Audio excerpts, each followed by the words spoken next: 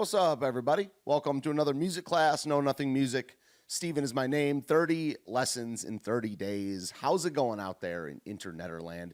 Got an episode on stringed instruments today. We got some requests from some people about doing our first guitar class or ukulele class, violin class, or whatever. And as always, for this first series, we're not going to be using an instrument. Once you learn the theory of this instrument, it's much easier to translate it onto an actual instrument.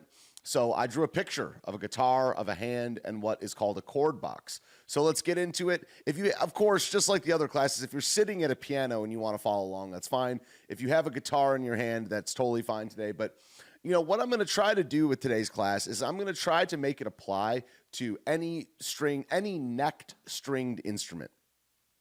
Ukulele, bass guitar, violin, regular guitar, electric guitar, whatever. So let's just get into it. I mean, the general principle of a necked stringed guitar, we have a neck here, you have the head, and you have the body. A big thing that changed for me, had a big impact is me going to a guitar camp when I was about 27 and building my own guitar. I mean, I understood some of this stuff beforehand, but building a guitar myself played a big role in me understand how tension works, how string tension and all the things that go into it kind of work. So let's kind of get into it. Here's the first thing that people have said to me before, that they want to play an instrument other than guitar because guitar makes no sense to them and guitar is illogical. Okay, that is not true. Well, it not making sense to you, who can argue with that? But they say it's not logical. Now, it's definitely logical. What it isn't is absolutely linear.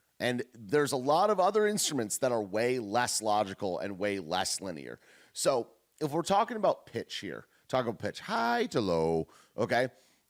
As the strings go that way, which is physically up towards the sky, the pitch goes down. Okay, and as the strings go this way, closer to the floor, the pitch goes up. Okay, I know that can be a little bit confusing, but it's kind of just backwards. But also, if you just learn how to play, your ear will automatically just learn this concept. Also, as the frets, and we'll get into even what frets are in a second, as the frets go this way, as your hand that presses things down goes this way or right towards your body, the pitch goes up. And as your hand goes that way to fret or press down strings, the pitch goes down. So again, it's logical. It's just logic doesn't always go forward. Sometimes logic can be counterintuitive. Doesn't mean it's illogical. It just means that it's a system that you have to learn, just like anything else. When we did piano, the sound goes one way and the sound goes the other way. I guess that's more linear, but guitar is not illogical. So one thing I didn't write down here, I mean, let's get into frets. These metal things that you're going to be pressing down on the guitar, that I didn't draw all of them. It says 1, 2, 3, 4. Usually it goes up past the number 19, depending on what guitar you're using. You're going to be pressing down these frets. And if you've watched my other videos before, you should know what a half step is at this point. As you press down a fret, the pitch of the string is going to be raising by 1/2 step. So the open sixth string, so I got the strings numbered 6, 5, 4, 3, 2, 1, but on a bass it's 4 strings, on a ukulele it's 4, on a violin it's 4. And it almost doesn't matter right now what the note is. Whatever the note is that you're not pressing down will be raised by a 1/2 step as you press down the first fret. If you press down the second fret, it'll raise the non-press down string by 2/2 steps or a whole step, going up and up and up. And, there's a reason we're doing these videos in playlist form. What you're going to want to do is watch the first one first, and you'll have a good foundation for what I'm even talking about today. I'm not going to review what a 1/2 step is and all the basics every single class. I did that in the first couple, but I'm not going to anymore. Now, a second ago, I talked about the idea of playing a non-pressed down string. That idea in stringed instruments is called open. Okay, so it's the idea of playing one of the strings and not doing anything with your left hand. Okay, so you're playing a string and you're not pressing anything down. That's called open.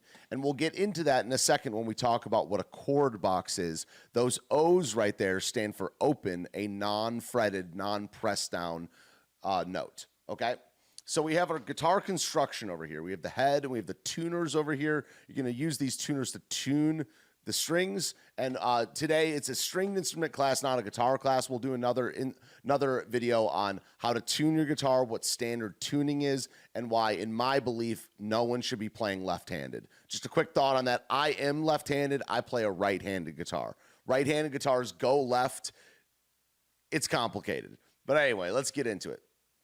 So if you look up here, we've covered, I believe, before in piano that your hands have finger numbers, okay? And in piano, it's thumb to pinky, 1 to 5.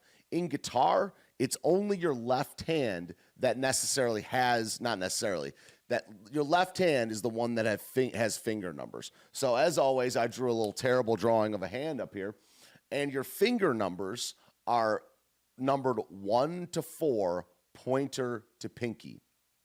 And your thumb is grabbing the back of the instrument and you're kind of bracing with your thumb to stabilize what you're pressing down.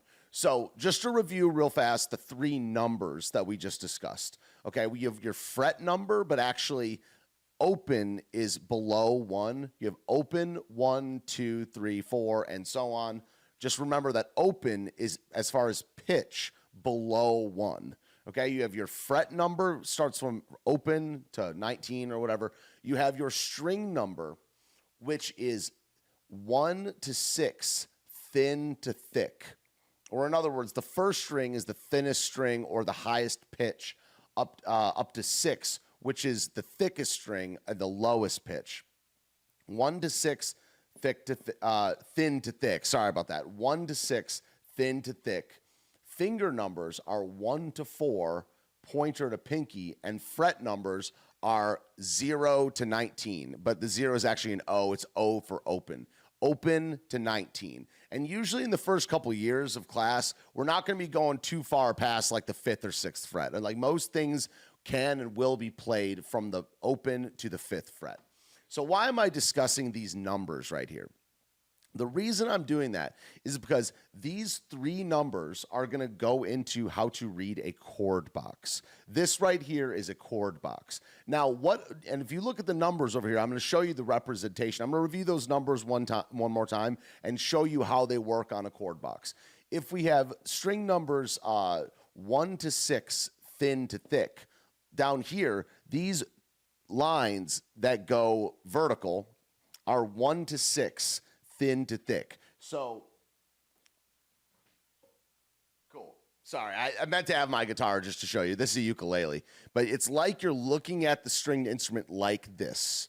Okay? It normally goes to the left. If you flip it on its head and point it at your face, that's what you're looking at when you're looking at a chord box.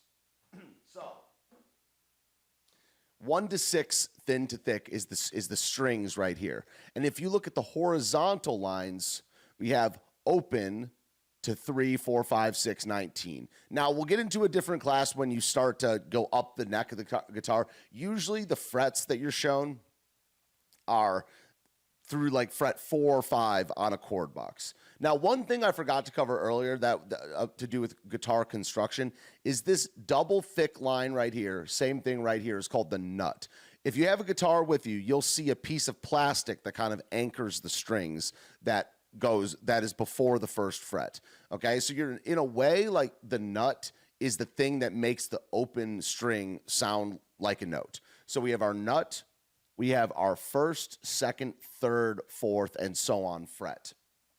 And then I have these little dots drawn at certain spots where a fret and a string intersect, and I have numbers next to them, and those are your finger numbers. So in other words, you have to know 3 different numbers in order to read a chord box. You have to know what string number, what fret number, and what finger number you are using to play a certain note. Now, if you see the O's up here, that means to play that string open. We're dealing with a chord box right now, and of course, a chord is more than one note at the same time. So what we'll do And sorry, before we do that, these X's right here mean to mute or don't play the strings. Now let's actually go through what I was going to say a second ago is let's go through what's happening in this chord box as an example, and that'll be the end of our first guitar class. So on the first string, we're playing it open. The reason I know that is there's an O above the first string. On the second string, you're playing the first fret of the second string with your first finger. The reason I know that is we're on the second string, and there's a dot where the second string and the first fret intersect with a 1 next to it, which means to use your first finger. The third string is open. The reason I know that is because there's an O above the third string. It means play it open, unfretted. That's what open means. The fourth string has a 2 where the second fret and the fourth string intersect. That means to play the second fret of the fourth string with your second finger. That's what it says. And just to make it kind of easy, the fifth and the sixth strings both have X's above them, and that means to not play them. And the reason I wrote mute or don't play, when you get into more complex chords, that can mean to not play. That can sometimes mean to mute it with a finger, which is not, the purpose of today's class. Muting strings is certainly not a basic idea. It kind of takes a little bit of practice. So there's our first guitar class. We have the counterintuitive, non-linear nature of what a guitar is. The thickest string is the lowest in pitch, but it's closest to the sky. The thinnest string is the highest in pitch, but it's closest to the floor. As you move your fretting hand away from the body, the pitch goes down. As you move your fretting hand closer to the body, the pitch goes up. This way's up. And then we have our 3 numbers of guitar. We have our fret number, which goes from open to 19, 20, 25, whatever's on your guitar. We have your finger numbers, your finger numbers, which are 1 to 4, pointer to pinky. Your thumb does not have a number because it's not really fretting anything. It's bracing the back of the guitar. And then we have our string numbers, which are 1 to 6, thin to thick. And always remember, I always like to direct everything back to music theory. The theory of guitar is that when you press down a fret, this goes for bass guitar, ukulele, guitar, anything fretted, okay, anything fretted, a fret is a half step. So if your lowest note on the guitar is E, going up by a fret is an F. Another fret is F sharp, G, G sharp. It's a chromatic instrument. It goes through your chromatic scale, which points you back to the first thing that we ever covered in these classes, which is the ABCs of music, the chromatic scale. Woo! That's our first guitar stringed instrument. Stringed instrument theory might be the name of this. Video. Be back with another video tomorrow. 30 lessons in 30 days, trying to cover the basics of music. Hit the subscribe button. Try to get some people in here. Leave a comment. Tell me what you want me to cover next or whatever. I hope you guys have a great day.